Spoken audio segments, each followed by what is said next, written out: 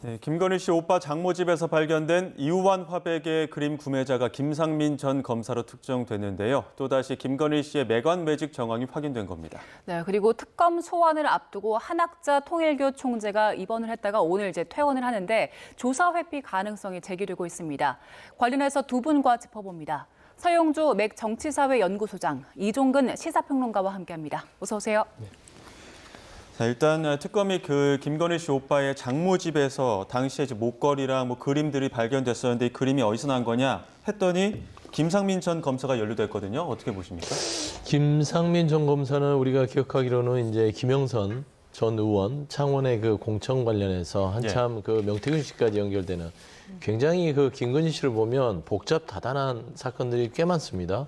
그러니까 단순한 어떤 이우환 그 화백의 그림 자체가 국가이고 왜 이게 있었지라고 출발했는데 이게 타고 들어가면 명태균 씨까지 가는 거 아닙니까? 그런데 이제 사실 담백하게 얘기하면 김상민 전 검사가 창원에 출마하기 위해서 김건희 씨에게 어떤 모종의 선물을 준 게 아닌가. 이건 이제 매관 매직이라고 해도 무리는 없죠. 사실 이제 관직은 아니더라도 선출직 어떤 국회의원에 대한 공천 이것도 이제 자리가 아니겠습니까? 그래서 사실상 이우환 그 화백의 그림 자체를 김건희 씨는 이건 모조품도 많고 나 같으면 안 산다라고 어떻게 반박했던 그런 상황이 있었어요. 그런데 상당히 김건희 씨 일가가 어처구니 없는 변명들을 하는 것들이 김진우 씨, 김건희 씨의 오빠는 또 이우환 화백의 그림 자체를 김상민 전 검사가 준 건 맞지만 본인이 심부름을 시켰다는 겁니다. 김건희 씨도 돌이켜보면 노복회 사업자한테 시계를 좀 대리구매해달라는 식으로 했던 그런 그 상황을 맞추고 있잖아요. 근데 김진우, 그러니까 김건희 씨 오빠도 왜 검사한테 이 고가의 그림을 사라고 했을까요? 그래서 말도 안 되는 거짓말들을 한다라고 추측할 수밖에 없고 사실 김상민 전 검사가 고가의 그림을 어떤 대가를 바라고 준 게 아닌가.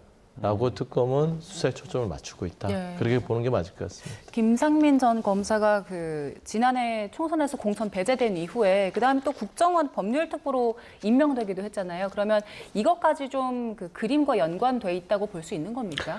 그렇죠. 왜냐하면 지금 김건희 씨의 오빠의 장모 집에 있었던 물건들이나 혹은 모친의 그 집에 있었던 물건들이 모두 다 관련이 전혀 없는 사람들이면 상관이 없어요. 그런데 지금 말씀하셨듯이 무엇인가 계속 회자됐던 사람, 특히나 명태균 씨의 녹취록에 따르면 이 김상민 씨와 관련해서 이미 김영선 전 의원이 그 지역에 있었는데 김영선 전 의원한테 그렇게 얘기했다는 거 아닙니까? 이번에 양보해 주시면 다음에 장관이라든지 혹은 공기업 대표라든지 이런 자리를 주겠다. 그리고 김상민 검사가 이전에 조국 전 장관의 굉장히 일가족 수사에 공헌을 했다. 이런 말들이 있었기 때문에 지금 김상민 전 검사에 대해서 굉장히 초점이 맞춰져 있는데 하필이면 그 그림의 실질적인 어떤 그런 전달자가 김상민이다 한다면 당연히 특검에서는 그렇게 연결을 시켜서 수사를 할 수밖에 없겠죠. 예, 김건희 씨가 이 그림과 관련해서 위작이 너무 많기 때문에 나라면 안 살 것이다 이렇게 조사에서도 얘기하시긴 했었는데 김상민 전 검사가 조만간 소환 조사하면 이와 관련해서도 좀 혐의점이 나올 것 같은데요. 나오겠죠. 이제 김상민 전 검사도 아무래도 검사 출신이기도 하고 법률가고 본인이 그림에 대해서 어떤 경로로 어떤 그 배경을 가지고 줬는지 진술을 하지 않을 수 없을 것 같아요.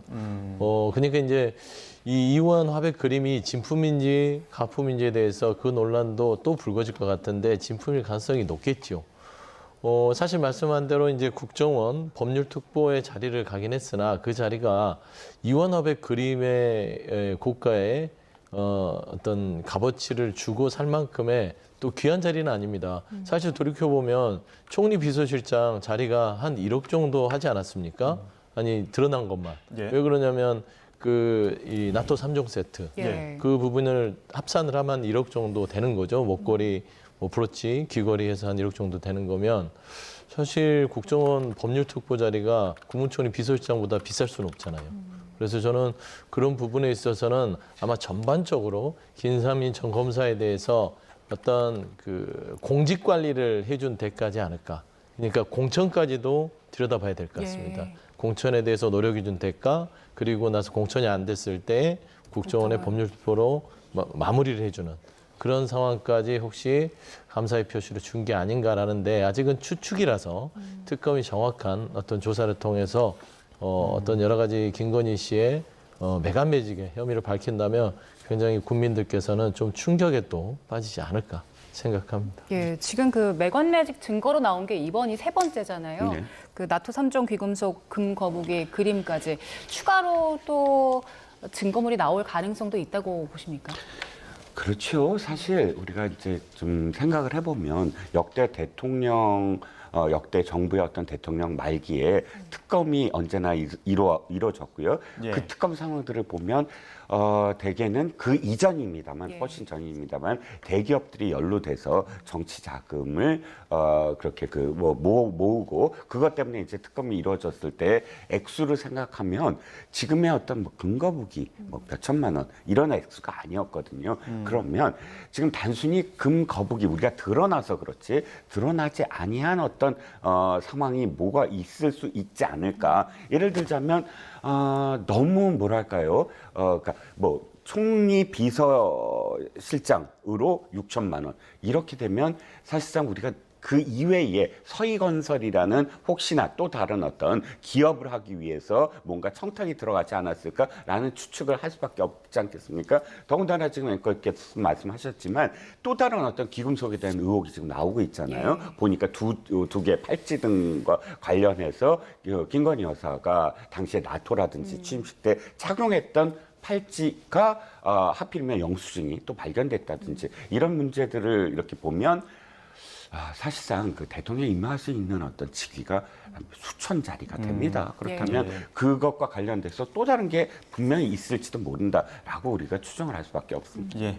자, 지금 말씀하신 중에 속보가 한 가지 들어와서 속보 전해드리겠습니다. 특검이 오늘 오전에 대통령실 경호처에 대해서 압수수색에 들어갔다는 소식이 속보로 들어왔습니다. 자료 제출 목적이라고 하는데 저희가 앞서 뉴스 시작 전에 그 정청래 대표가 최고위 회의 진행할 때 그때 이제 당시 그 윤 전 대통령 구속 취소 당시에 경호처에서 소총 구매하려던 정황이 있었다는 거 비판하기도 했었는데 혹여나 이 관련된 내용이 있을지도 모르는데 상세한 내용이 오후 브리핑에서 또 진행이 된다고 하니까요. 저희가 브리핑 내용이 들어오면 속보로 전해드리도록 하겠습니다. 저희는 대담 이어가겠습니다. 심평 변호사가 김건희 씨는 지금 죽음을 향한 강한 충동을 느끼고 있을 것이다라고 이야기를 하면서 김정숙 여사와 비교했습니다. 어느 김 여사가 더 잘못이 있는 것이냐 이렇게 얘기를 했는데 여기에 대해서는 좀 어떻게 보십니까? 저는 개인적으로는 심평 변호사의 그 발언들을 다뤄줄 가치가 없다. 지금 현재 그 김건희 씨의 여러 가지 매간매직과 특검에서 나오는 국정농단의 상황을 보고 심평 변호사가 지금 지난 정부의 용부인 그것도 한참 지난 지금 세 번째 정부 아닐까요? 따지고 보면 예. 그런 정부가 지금 시간이 흘렀는데 왜 끄집어내서 김건희 씨하고 비교를 하죠? 말이 안 되잖아요. 그래서 저는 앞으로는 심평 변호사라는 분에 대한 그 어떤 여러 가지 발언들은 다뤄줄 필요도 없고 가치도 없고 평가할 어떤 대상도 의미도 없는 그런 발언이라서 저는 김건희 씨가 죽음에 대한 고민을 하든 어쩌든 그는 본인의 어떤 고민 아니겠습니까? 세상 사람 모두 다 그런 죽음에 대한 고민하지 않겠어요? 그리고 구치소에 수감된 사람들 치고 그런 고민 안 한 사람이 어디 있겠어요? 근데 뭐 특별하게 김건희 씨가 그런 죽음에 대한 고민을 하면 우리 국민들이 걱정해야 되나요?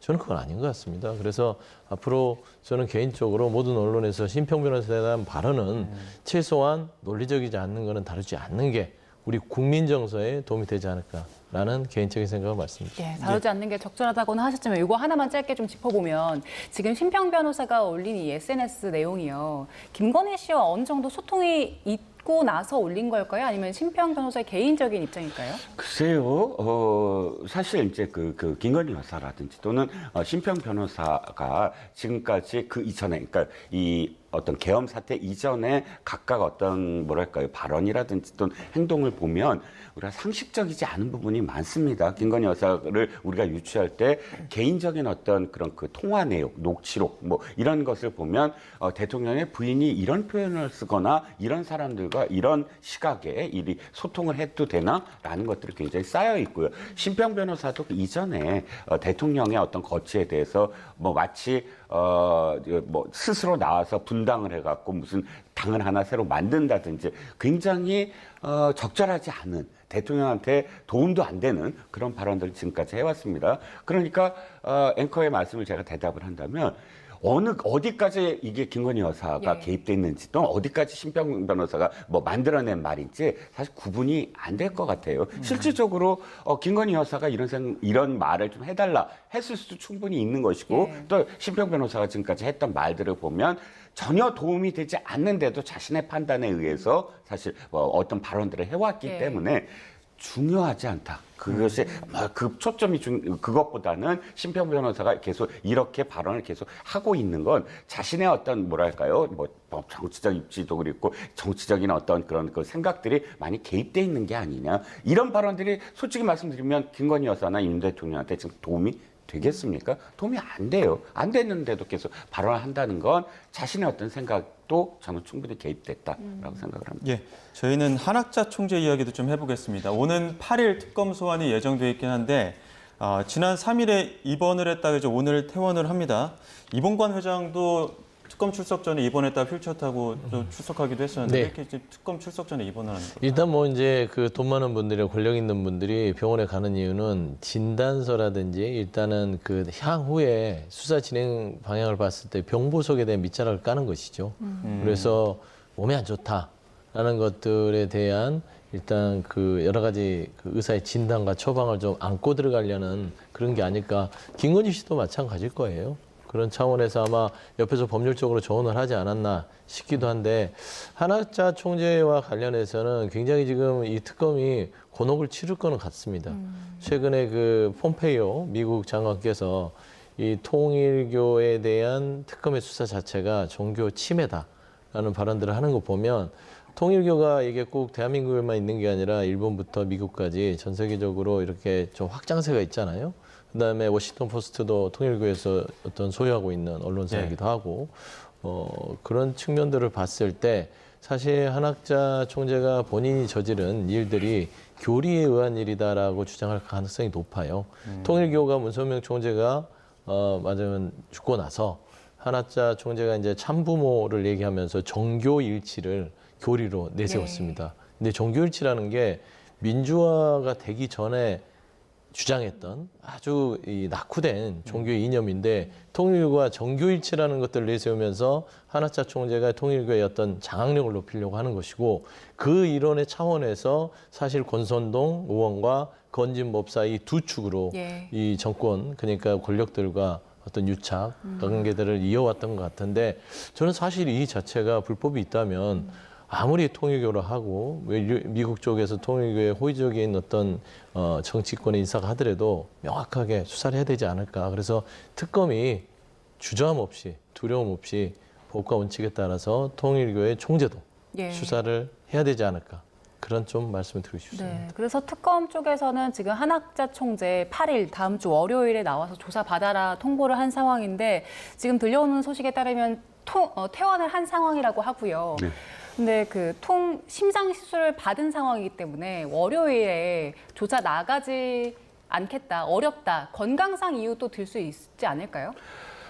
그럴 가능성이 큽니다. 이제 심장 시술을 저도 이제 집안에 이제 어르신들을 모시고 가서 이제 받게 해본 적이 있는데 사실 이제 수술이 아니고 뭐 시술이고 또 그렇게 오랫동안 입원하지 않아도 되는 그런 상황들이 많아요. 그런데 지금 한학자 총재가 병원에 입원하려고 계속 시도를 했던 것 같아요. 보니까 아산병원에 첫 번째 갔을 때는 입원 거부를 당했고 뭐 아산병원에 한번 시도를 해보신 분은 알겠지만 대통령의 뭐 그 어떤 뭐 권위도 안 통한다 뭐 이런 이야기가 있을 정도로 필요한 사람들이 아주 딱 입원을 할 수밖에 없는 상황이기 때문에 입원 거부를 당했다, 처음에 했다는 건 그만큼 심각한 병세는 아니다라고 우리가 판단할 수 있는 거고, 그런데 통일교 소유의 어떤 병원에 입원을 했었다가 다시 이제 아산병원으로 갑니다. 그건 이제 통일교 병원에 계속 입원을 하면 아마 지탄을,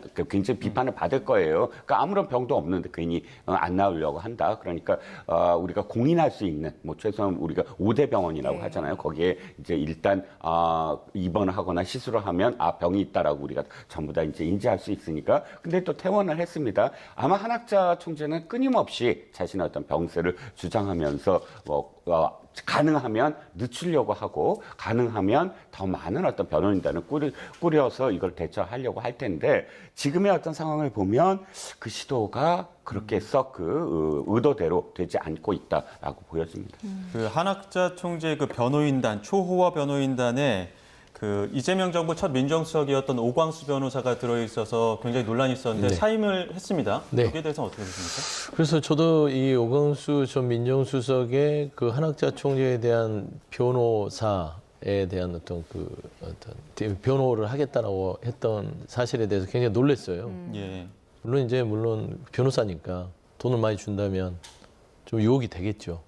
그럼에도 불구하고 그래도 첫 정부의 민정수석을 며칠을 안 했지만 그래도 명예라는 것들이 존재하지 않겠습니까? 그래서 저는 조심스럽게 오광수 변호사가 이 부분에 대해서는 사임하는 게 맞지 않겠냐 했는데, 뒤늦게나마 오광수 변호사가 사임을 결정한 부분들은 환영할 만하고요. 사실 참 통일교가 보면 한학자 총재가 특검의 수사에 임하기 전에 너무 전방위적으로 외부적인 압력들을 준비하는 것 같아서 굉장히 좋지 않은 모양새다.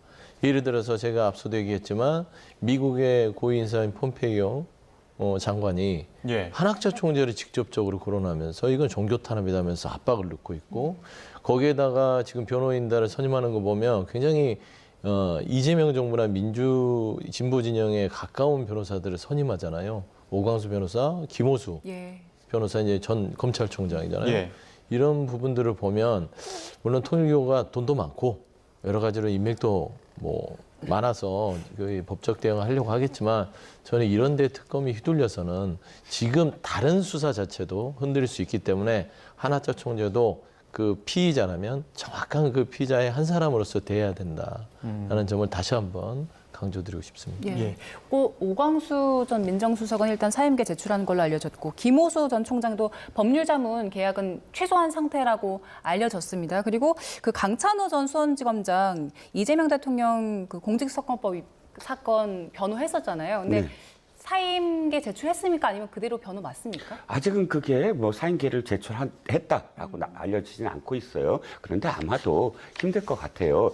저는 이 지금 기사에서 뭘 지금 생각하냐면, 일단 통일교 내부 문건이잖아요. 내부 문건이란 건, 첫 번째, 통일교 내에서 사실상 굉장히 많은 어떤 정보들이 나오고 있다. 예전에도 지금 그 통일교 총재가 좀 별세하기 전에도 사실 통일교는 어떤 부분들에서는 리스크가 있었어요. 예를 들어서 아베 총리가 저격됐을 때 통일교가 연루됐었잖아요. 세계적인 사건에도 굉장히 리스크가 있었음에도 불구하고 그것들이 계속 크게 어떤 문제가 일어나지 않았던 건 통일교의 어떤 그런 내부 정보를 단속했다든지, 또는 그만큼 계속 말씀하시지만 세계적인 어떤 그런 그 정치 거물들이 연루가 되어 있기 때문이다라고 우리는 인식하고 있는데, 보시면 알겠지만 통일교 내부 문건이 이렇게 터져 나왔거든요. 이게 만약에 터져 나오지 않았다면 이 사람들이 변호를 맡고 있다는 걸 굉장히 나중에 알았을 테고, 또는 알지 못하는 순간도 많아요. 왜냐하면 전관들은 사실 계속 어떤 변화를 하는 게 아니라 그 과정 있지 않습니까? 구속의 과정이라든지 이런 데 영향을 미치는 사람들이에요. 그렇기 때문에 모를 수도 있어요. 근데 이게 터져 나왔습니다. 그런데 또 한 가지 제가 생각이 드는 건 뭐냐면, 특검 측이 특정 언론과 굉장히 지금 연관이 있다라고 저는 생각을 해요. 그 특정 언론이 계속 속보, 단독 기사를 쏟아내거든요. 이번에도 단독이에요. 근데 이번에 성격이 달라요. 왜냐하면 특검에 불리한 즉 내용도 있어요. 예를 들어서 민중기 그 특검에 그 같이 배석했던 판사가 찾아왔다. 지금 변호사지만 이건 사실 특검이 이 사실까지 알게 해서 자신들한테 유리한 상황이 아니거든요. 그렇다면 지금 통일교가 이렇게 지금 몰리고 있는 상황들은 내부에서 어쨌든 이 정보가 계속 나오고 있는 어떤 상황이 아닌가. 그래서 일정 정도는 이런 어떤 부분에 있어서 통일교가 지금 아무리 예전에 어떤 교세가 있고 아무리 재력이 있더라도 지금은 막을 수 없는 내부 정보의 유출들이 지금 이런 상황까지 온 게 아닌가 싶습니다. 그 말씀하신 것처럼 그 차담 때문에라도 네. 특검 입장이 좀 흔들릴 수 있는 그런 논란의 여지가 있는 거 아닙니까? 네, 일단은 뭐 이제 수사보다 더 중요한 게 예. 특검의 공정성이 통일교 수사로 흔들릴 수 있다. 벌써 이제 정관을 넣고 예. 그 정관의 이 변호사들이 민중기 특검을 방문해서 차담을 했다는 부분들. 그러면은 다른 수사도 정말 엄정하게 하고 국민들이 봤을 때도 공정하다고 느껴야 되는데 이 통일교의 어떤 권력과 어떤 재력 앞에서 그리고 이제 정관 앞에서 그리고 정치적인 압력 앞에서 특검이 흔들리기 시작하면 전체 김건희 수사가 흔들릴 수 있습니다. 그래서 저는 계속해서 말씀드리는 거는 한학자 총재가 물론 부담스럽겠죠. 통일교 위세가 워낙 뭐 무시할 수 없는 정도이기 때문에 그럼에도 불구하고 이럴수록 민중기 특검은 정말로 좌고우면하지 않고 정확하게 한 사람의 피해자 한 씨로 수사를 하는 모습을 더더욱 보여줘야만 사실 그 이후에 김건희 특검을 이어가는데 민중기 특검이 어떤 국민적인 신뢰와 특검의 수사의 결과에 대한 여러 가지 공정성을 담보할 수 있을 것이다. 예. 저는 그렇게 말씀드립니다. 예, 김건희 특검과 관련된 이야기 나눠봤고요. 이번엔 내란 특검 이야기를 좀 해보겠습니다. 그 내란 특검과 사흘째 대치하던 국민의힘이 임의 제출 형식으로 자료를 제공했다고 밝혔는데요. 특검에 대한 국민의힘 비판 수위는 한껏 고조되고 있습니다. 관련 목소리 듣고 오겠습니다. 결론적으로 저를 포함한 국민의힘 의원 어느 누구도 비상계엄을 사전에 몰랐다는 말씀을 드립니다. 12월 2일 날 의원총회에서 12월 4일 날 대규모 규탄대회, 당원 수천 명이 모이는 규탄대회를 하기로 결정을 했는데 어떻게 그 전날 12월 3일 밤 계엄을 사전에 인지를 했겠습니까? 민주당은 국민의힘을 내란 정당으로 몰아가 위헌 정당 해산을 추진하려는 거짓 선동, 정치 공작을 즉각 중단하기 바랍니다.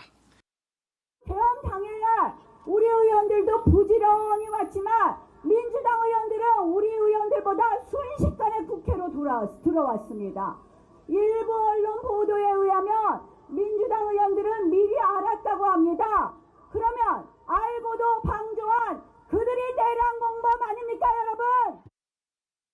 특현은 늘 주인을 물어뜯을 준비를 하고 있습니다. 권력의 추가 1도만 기울어도 특검의 칼은 곧바로 주인의 심장을 향할 것입니다. 이제 특검이 이재명 정권의 심장을 겨눌 날이 곧 다가올 것입니다. 특검으로 흥한 자는 반드시 특검으로 망할 것입니다. 네, 일단 특검 수사에 대한 국민의힘 반발 목소리 듣고 왔는데요. 네. 지금 이 반응들 어떻게 보고 계십니까? 일단 뭐 사흘을 지금 계속 농성을 벌이다가 임의제출 형식으로 응했습니다.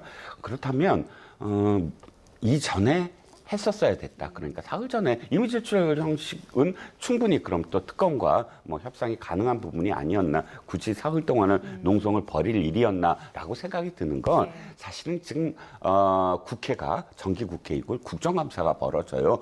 9월은 야당의 시간이거든요.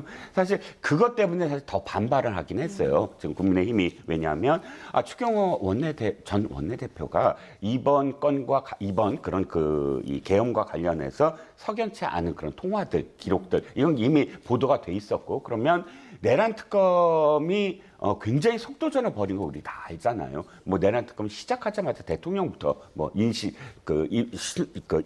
구속을 했습니다. 그래서 확보를 하고 굉장히 드라이브를 걸었다면 그 당시 추경호 전 원내대표를 소환하거나 혹은 뭐 임의 제출을 하든 뭘 하든 압수수색을 하거나 했었어야 됐는데, 지금 이 시점 9월 달이라는 이 원내대표가 완전히 컨트롤 타워가 돼서 국정감사를 해야 되는 그런 시기에 국회에 들어와서 원내대표실을 지금 압수수색을 한다.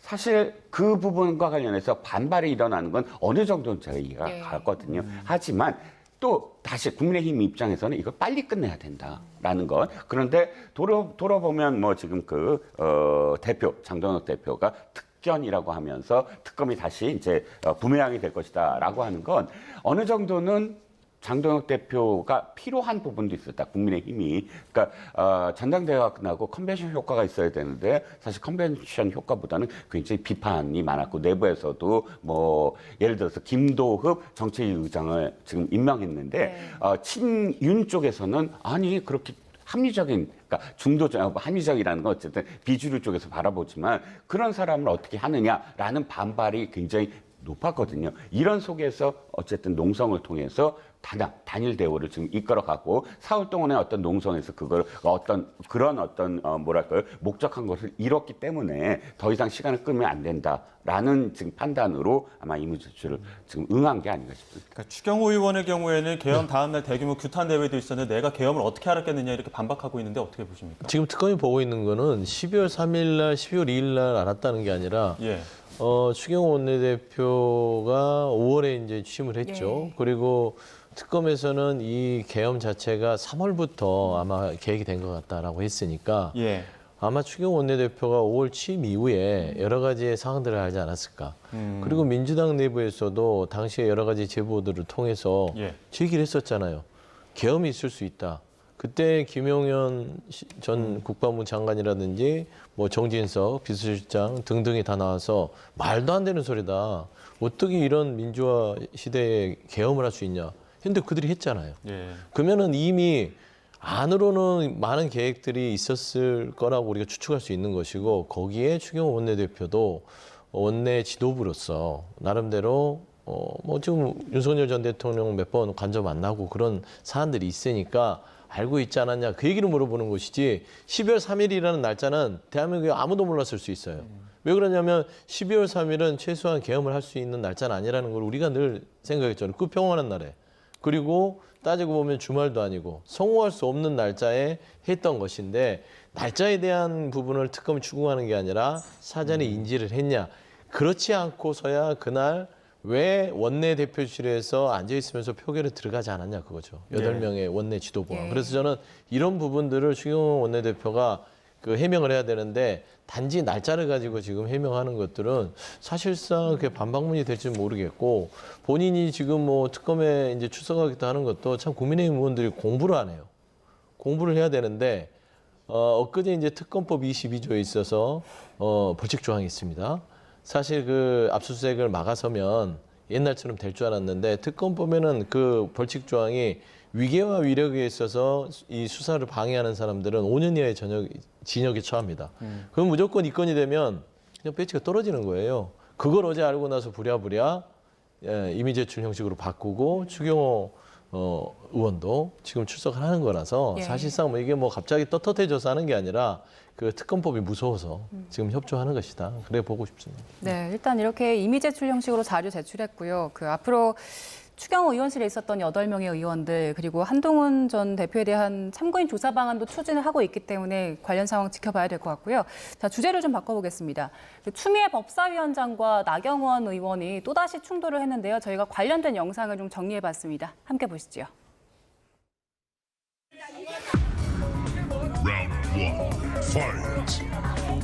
이것이 바로 국회 독재이다.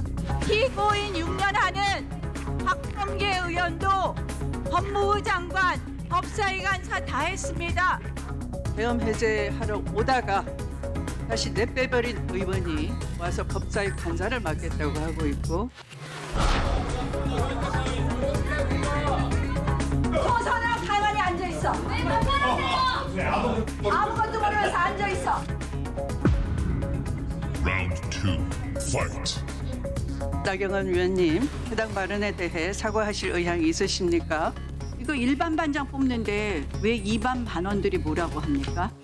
오선식이나 되시면서 신상 발언과 공청회 관련한 주제를 벗어났다는 걸 구분도 못하십니까? 오선식이 나가 뭡니까? 오선식이 나가.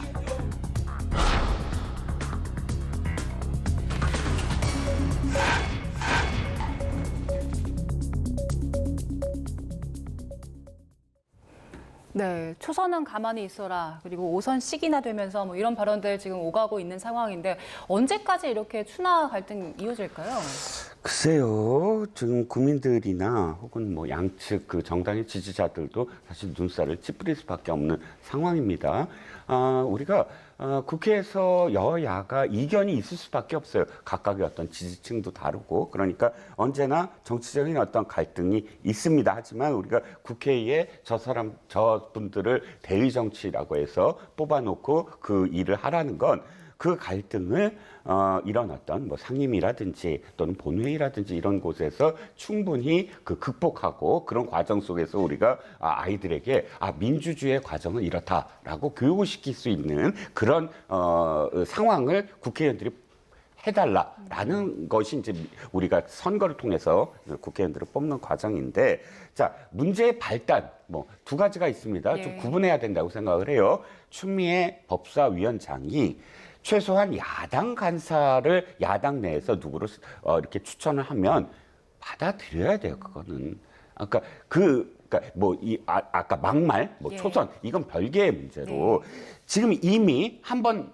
또 어떤 관행을 깬 게 뭐냐면 1소위와 2소위가 있는데 법사위 산하에 1소위를 그 3명을 늘리면서 국민의힘에서 주진우 의원을 2소위에 있던 사람을 1소위로 다시 이제 이동을 시켰습니다. 그걸 막아버려요.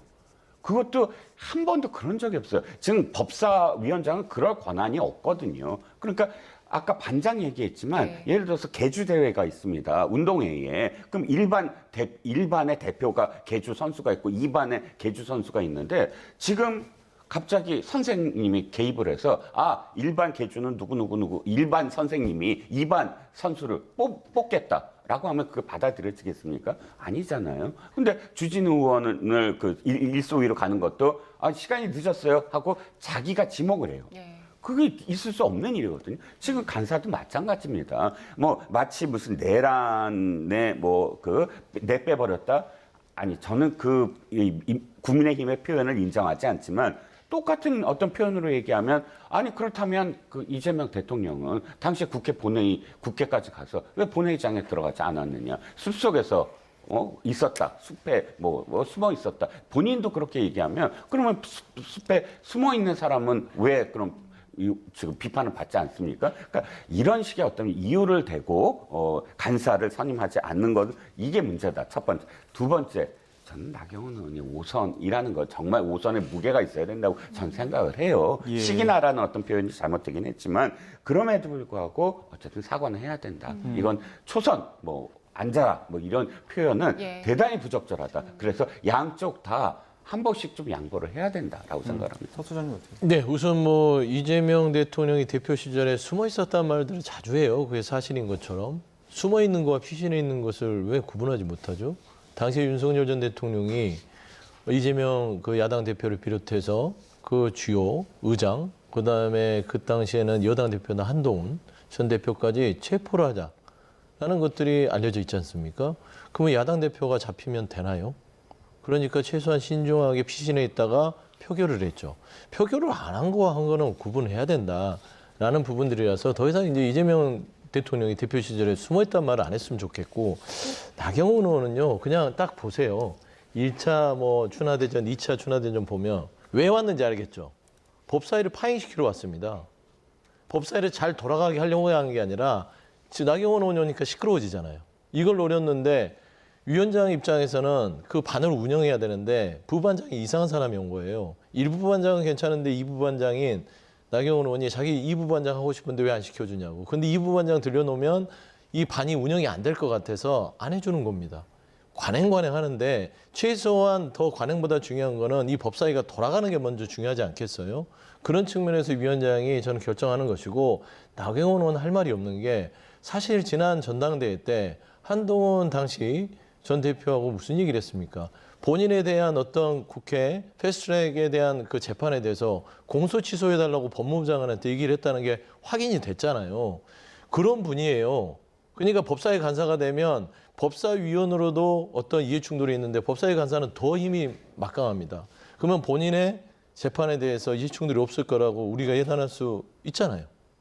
그 당시에도 법무부 장관한테 직접 전화해서 자기 재판 공소 취소해달라고 한 사람이에요.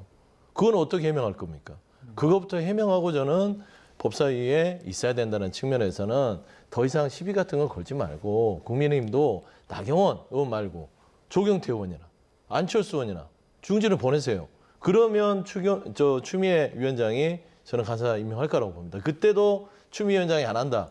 그러면 제가 추미애 위원장이 대단히 잘못됐다라고 비판할 것이다. 예, 그런 말씀드립니다. 알겠습니다. 여기까지 듣도록 하겠습니다. 지금까지 서영조 맥정치사회연구소장, 이종근 시사평론가 두 분과 함께했습니다. 고맙습니다. 고맙습니다.